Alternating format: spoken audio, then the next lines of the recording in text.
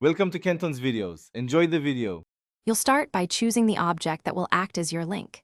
In Figma, switch to the Prototype tab. This exposes interaction controls. Click a frame, group, or specific layer you want to be clickable, then choose the interaction trigger, usually on click.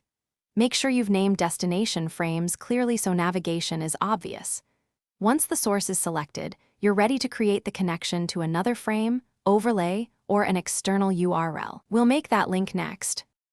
Now drag the prototyping node from your selected source to the target frame or component. When the connection appears, pick the action type. Navigate for normal flow, open overlay for modals, or open link to enter a URL. Configure the animation, instant, dissolve, move in, and set destination position and whether to preserve scroll. Make sure to test how the target behaves at different sizes.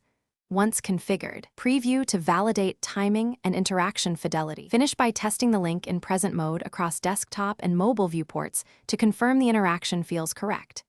If everything works, copy the prototype share link or generate embed code for stakeholders. If you need a live external URL, paste it into the open link field and verify it includes https://.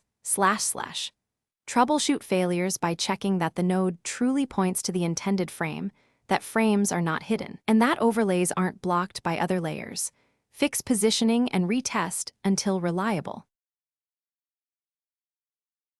Thanks for watching. Consider subscribing if we helped you.